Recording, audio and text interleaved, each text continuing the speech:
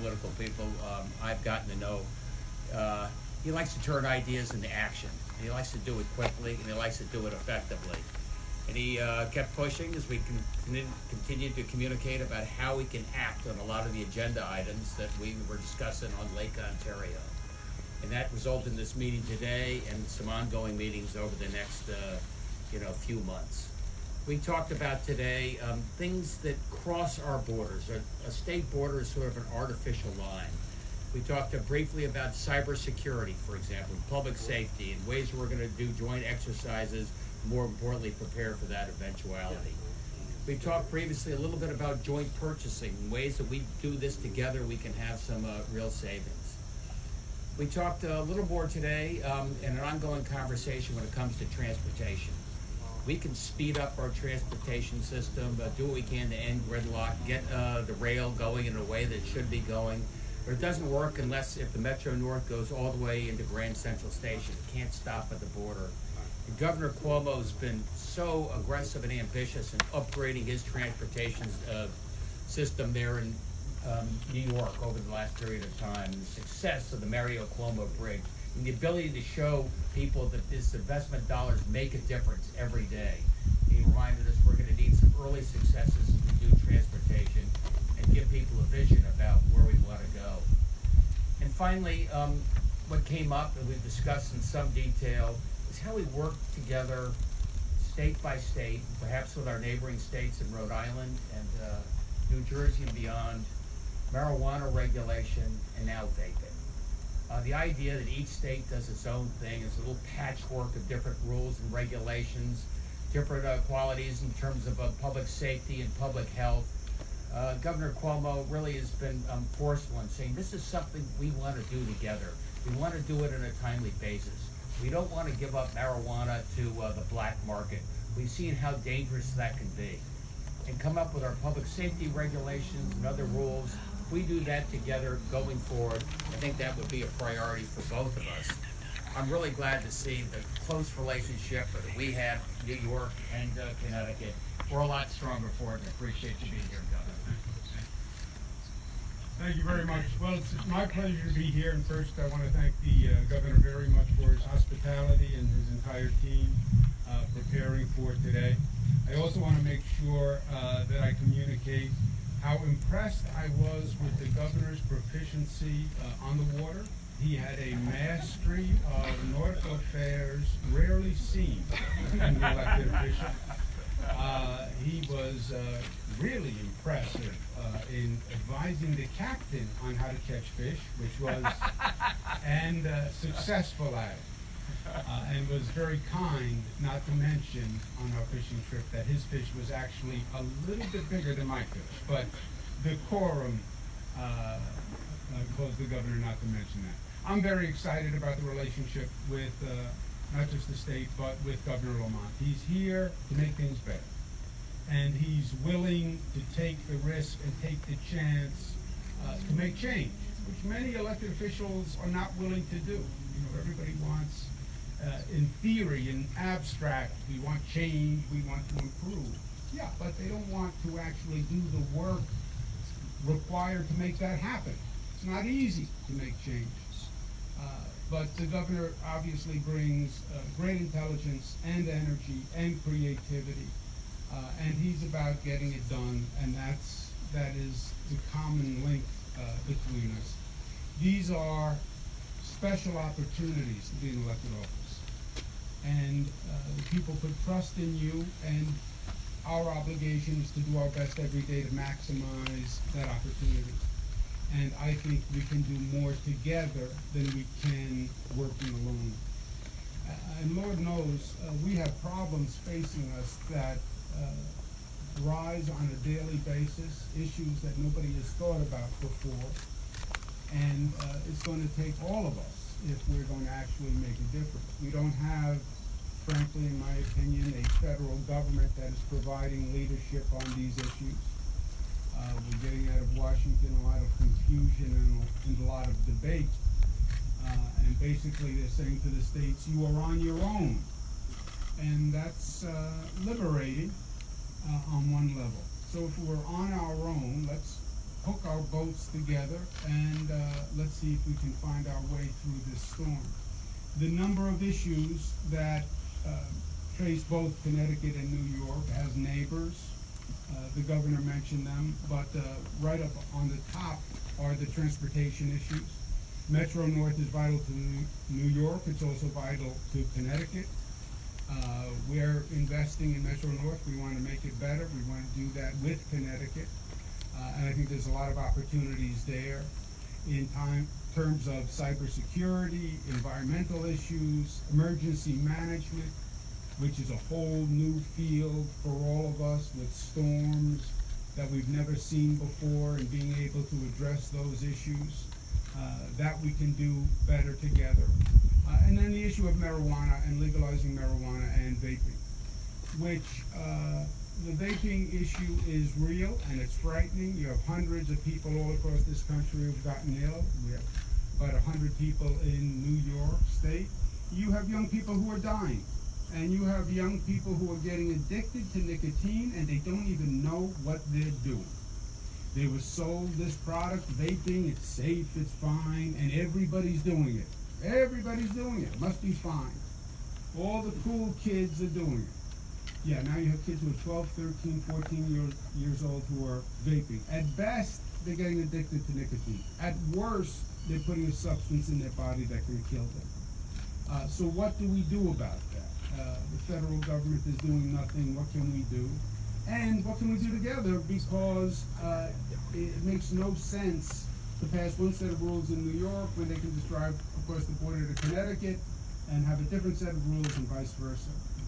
And with that issue is the legal of marijuana for recreational use legalization, which poses the same constellation of issues. How old could the person be to purchase? What's the THC content? What's the taxation rate? What form does the THC get sold in? How do you make sure it doesn't get to young people?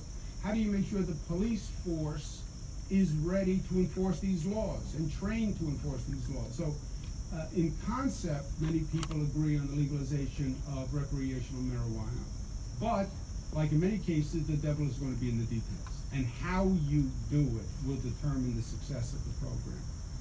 And doing that collectively and regionally makes sense. And we're going to have a meeting October 17th where we put together regional partners and try to talk that through. My goal is to have a proposal by January that I can make in my state of the state to my New York State legislature. And hopefully we can come up with some common premises for the program. We won't agree on everything. We're not supposed to. We're supposed to represent the people of our respective states. But the conversation is always good, the discussion is always good, and I believe we're going to find many common paths to a better future. But I want to thank the governor and his team very much for the hospitality again. Thank you.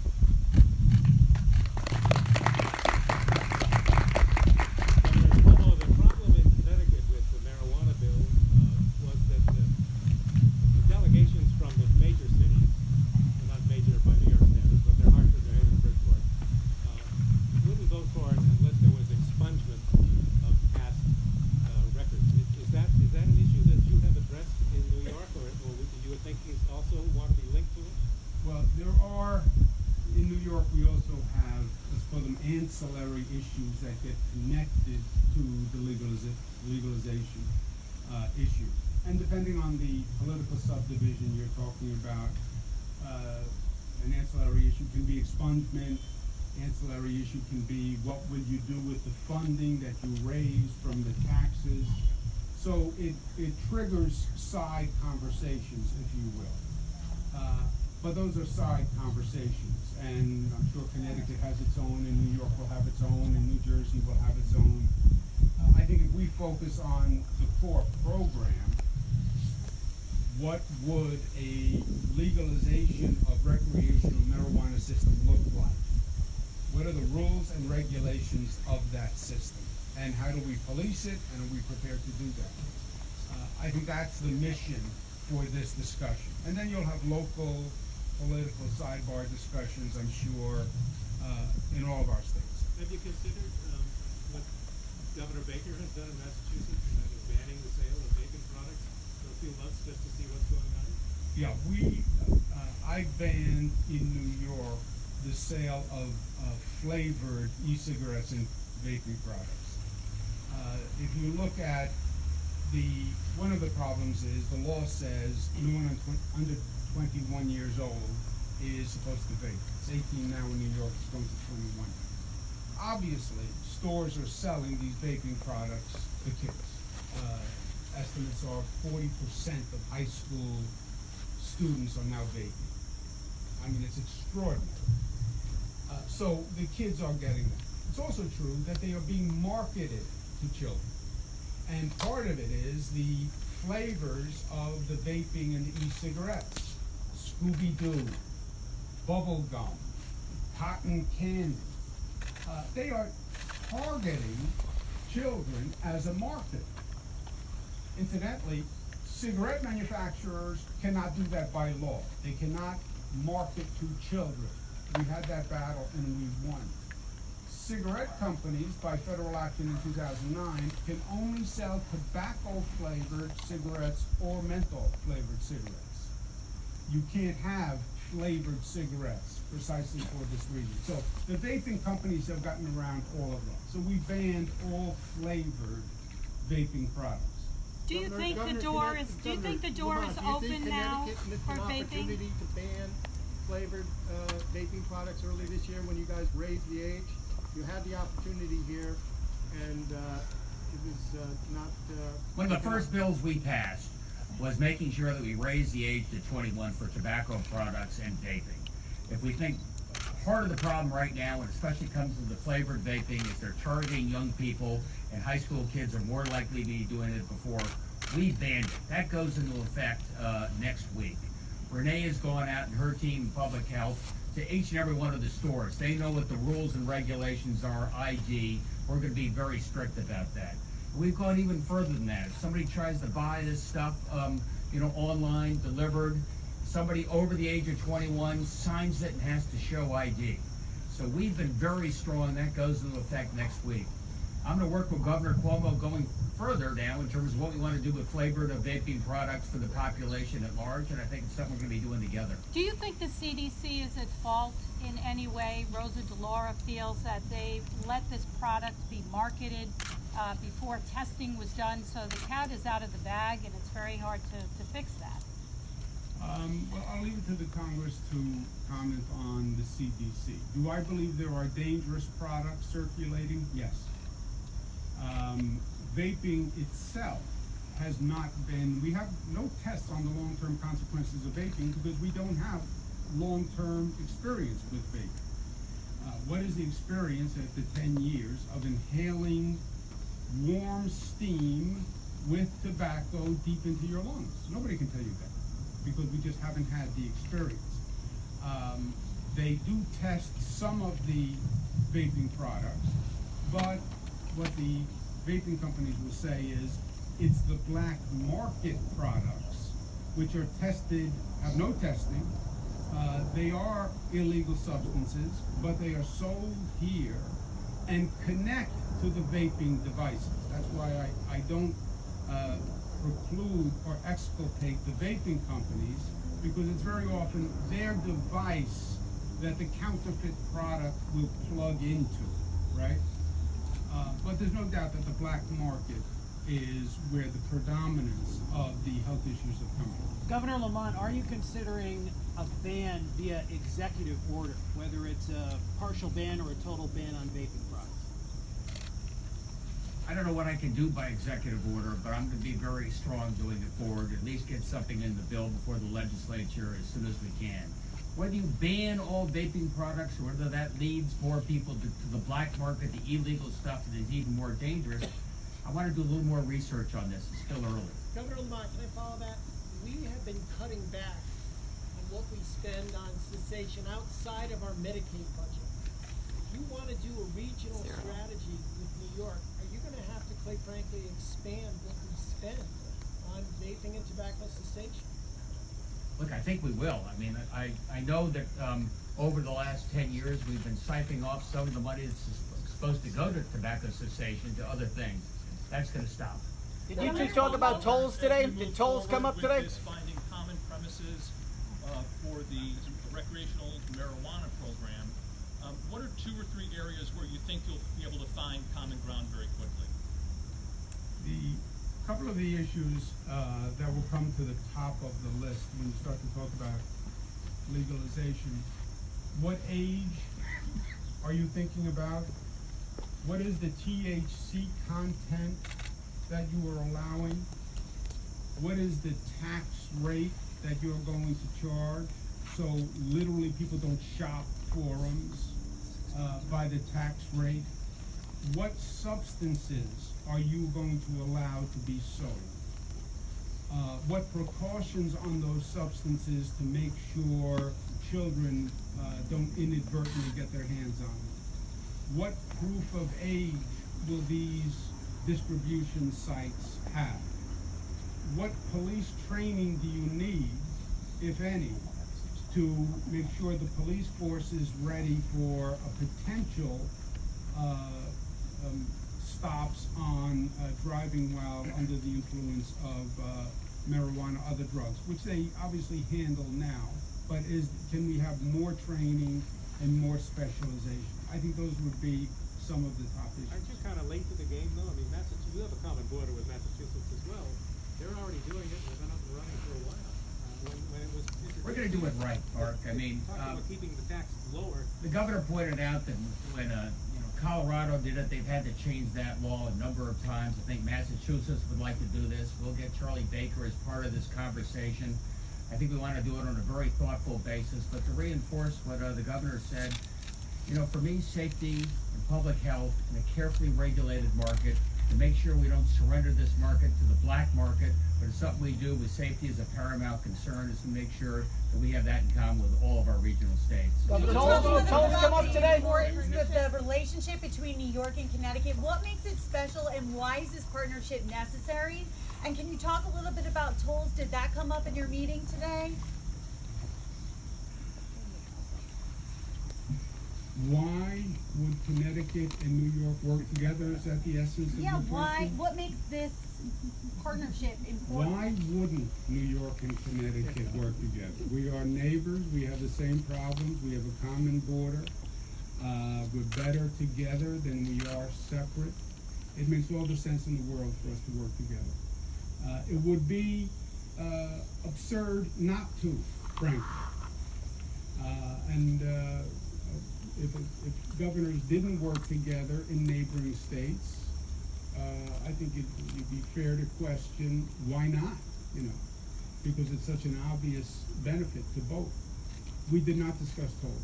If it's so obvious, Governor Cuomo, why hasn't it happened before? You mentioned the reaction to the current presidential administration, but what is it about the current state of the personalities or the politics to make this possible or advisable now? Well, New York has always cooperated with Connecticut even before my governorship. The two states have always had a good relationship. I think I've been in elected office a number of years.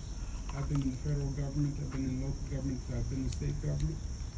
I have never seen a period of time where society faced more difficult issues with more rapidity and with less intelligent federal response. I believe it's up to the states. I believe that. I believe we're going to get very little help from the federal government. And that's not a partisan comment.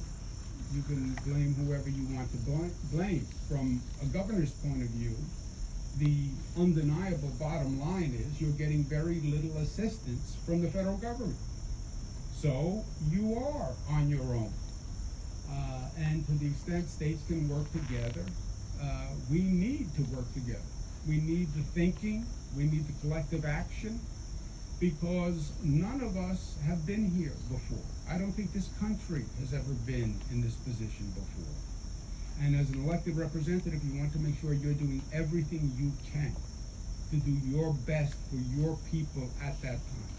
And that's what today is all about. Governor, Thank you. Let me just add to that question, if I could, that,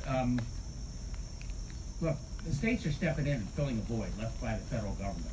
And that's why we're taking the lead on a lot of these different issues. I think more importantly, I'm proud that Connecticut is part of the greater, New York City ecosystem. New York City is the global capital of the world, and we're a part of that.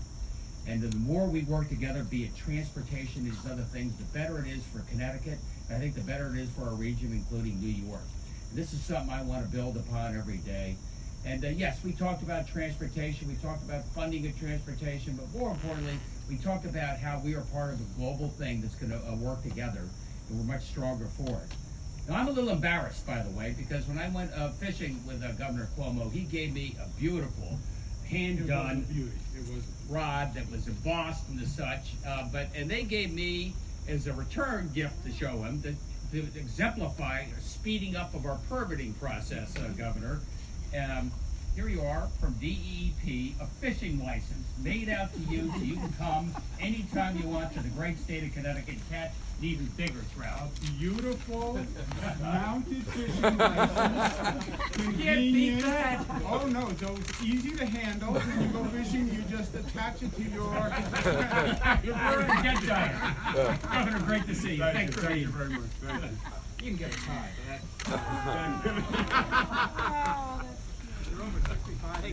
Thank you guys. Good to see you. Come meet Andy.